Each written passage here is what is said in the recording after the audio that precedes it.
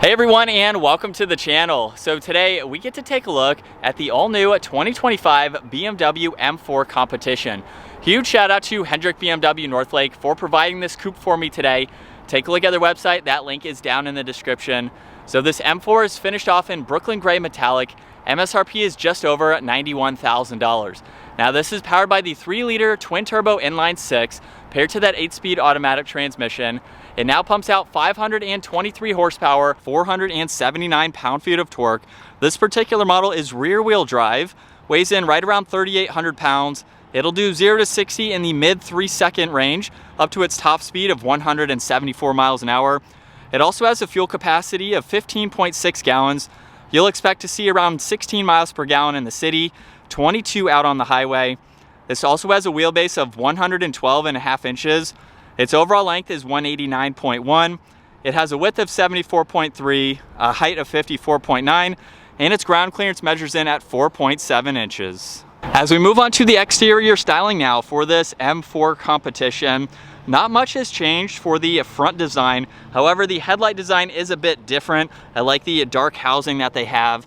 Still retains some blue accents within them, but this has the LED headlights, DRLs, and turn signals. Forward-facing camera like on previous models, along with the massive kidney grille. There's parking sensors up front, and then even the sensor for the adaptive cruise control. Plenty more cutouts in that lower section there, as well as the hood lines that match nicely with the top of the grille.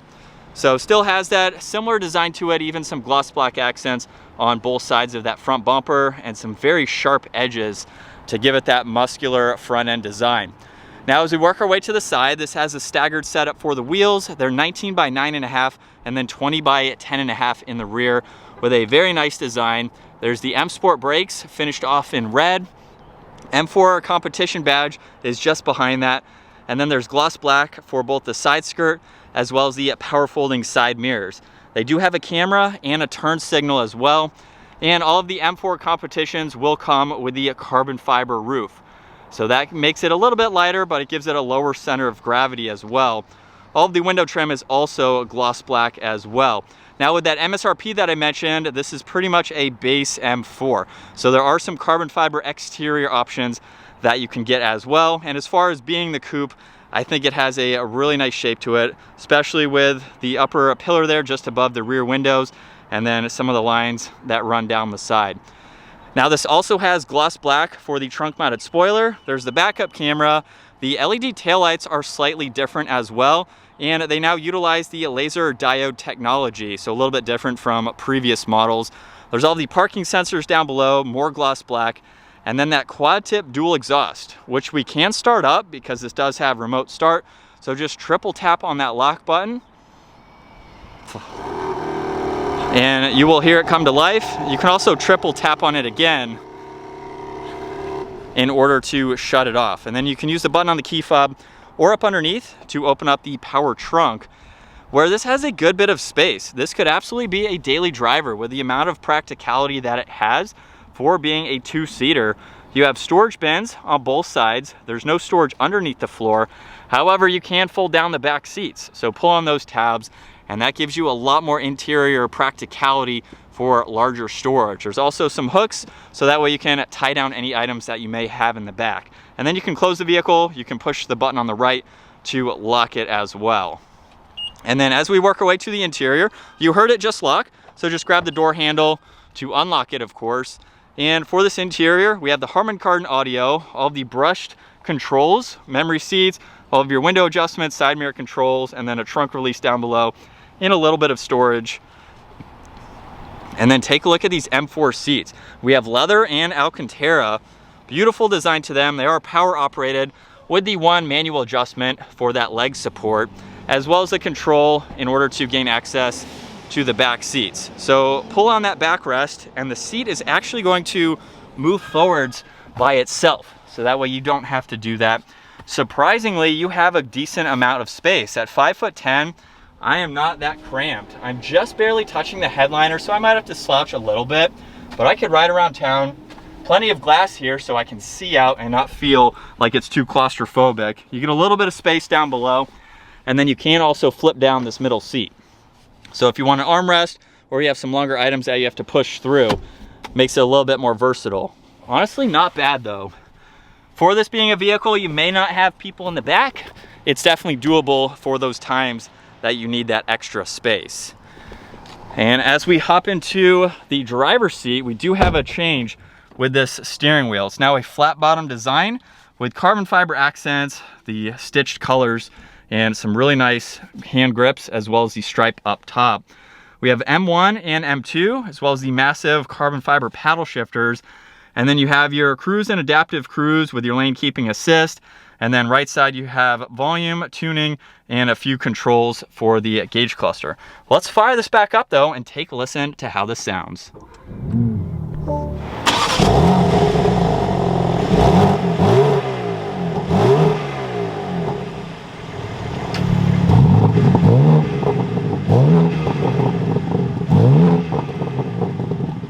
And coming back to the digital gauge cluster, you'll see miles per hour on the left side along with the fuel. Right side, there's the tach and the engine temperature. If I use the center button on the right side of the steering wheel, now we can scroll through some more content within this display. So you can go through all of this depending on what you would like to pull up and see. And then you can also go over to the head-up display. So currently it's showing miles per hour and the speed limit sign. You can also pull up the compass to have that popped up. There's a reduced view, and that is it. So you have 3 different settings there, and then the rest of that info. So it gives you enough to drive this every day to view that. Now we have all the headlight adjustments, a little bit of storage down below. There's also one air vent. And then as we look at the center now, we have more carbon fiber underneath the infotainment system, where you have a lot more you can go through. So if we go back to home, you have all of these widgets that you can scroll through and get into. On your home screen here, you can even add some as needed, just depending on what you would like to see. You can also click back on home, so we have the split screen, and you can get into a lot of these apps. So this does have Apple CarPlay, Android Auto, you have your interior lighting, navigation.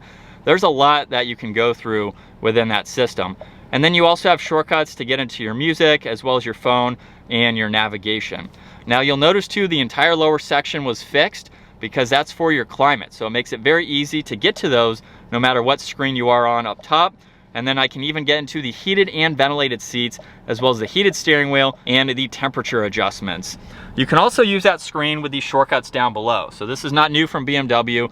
You can push on all of these to quickly go through this information, just depending on how you want to use this system. There's also 2 air vents underneath. We do have a new design for the controls for them. They look like they are borrowed from the X7 with the new design that came out in the X7, of course.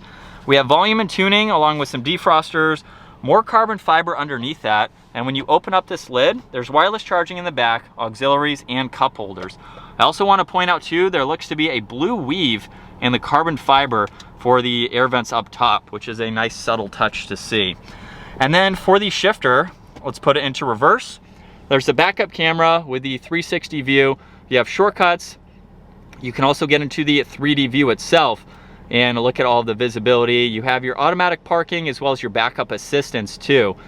So you have a lot of parking features for this. There's drive and then sport mode. So you can shift using this or the paddles themselves.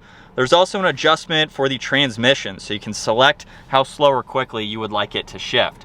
There's traction control, parking button for the forward-facing camera, so you can pull that up. Parking sensors, engine start stop. And then there's also M mode. M mode is how you can change the gauge cluster. So put it into sport, and that is going to change to a much sportier view with all of the necessary vitals that you need to see. It will also pull up with the RPM for the head-up display, so you can monitor that. There's also the setup control. This is how you can go through M1 and M2. So you can have these ready to go with your efficiency setting or your sport and sport plus settings. There's the exhaust note, auto hold, and the e-brake. You have a little bit of storage with some auxiliaries in the armrest, as well as plenty of room in that glove box there. Garage door buttons are underneath the rear view mirror, and then we have some dome lights up top. And then here's a look out of both shoulders here, where you really don't have any blind spots. You can see a little bit out of that window there. So it's very easy to see all around. As we set up now behind the wheel for the BMW M4, I actually just drove the new M4 convertible a couple weeks ago, but now we are in the coupe, and while I'm not doing some high-spirited performance driving, this car already feels much better in my opinion. It weighs roughly 600 pounds lighter than the convertible. So if you want a more sporty feel, obviously you want to get the coupe over the convertible, but it just depends on what you would like. Taking a turn like that at normal speeds, this handles so well. We have the carbon fiber roof, so it lowers the center of gravity, so this is going to handle better than the M4 convertible, but again, just depends on what your preference is and what you want. But I love driving the M4. This is a car that I think at some point I would like to have in my garage because you get a ton of performance and you also get the practicality. I own an Audi R8, which is only a 2-seater. So when it comes time to put little Recaros in the back, I'm going to need something with 4 seats, and to me, I think this is a perfect next step. Now, you can also get the M4 with the manual transmission, which I think I would go with, but you can't go wrong either way because with this 8-speed, you have so many different settings depending on how quick or slow you want this to shift. With a mild acceleration, we're up to speed and shifts are lightning quick. Now, if you want to put it in just normal drive, you can tone down the shifts to where it's going to be a little bit more delayed, a little bit more laid back. So in rush hour traffic or something like that, where you're doing a lot of stop and go and you don't want it to hold a higher rev, you just want it to shift more normal for that style driving, you can do that. And then when you're ready to, even in drive, hopefully you heard that, it automatically downshifted with those settings. So you are buying multiple personalities in one with the M4. And I like some of these subtle updates that they have made. Steering wheel is obviously the biggest since you're using that every time you drive it. I like the bulges on both sides. I like the flat bottom design. It gives it more of that sports car vibe. And it shifts by itself so quickly, and it lets you rev out or hold those in a higher rev there until you're ready to shift. But steering wheel is the biggest update that I want to talk about. Everything else is nearly identical, but this is a fun sports car to drive. There's nothing that I can think of that's negative towards these, not having ever owned one, just the amount of time that I've had test driving them for these reviews. I do own a BMW, but this is just a great place to be. I love driving this. It is so smooth, even in the sport modes, Sport Plus that I'm in right now. I mean, I'm used to stiffer suspensions in vehicles, not to say this is harsh, but you're buying a car like this, you want it to be a little bit stiffer to handle those turns well. But I could honestly see daily driving this M4 and then having fun in the mountains and really experiencing the performance that this has. And from second gear, here we go.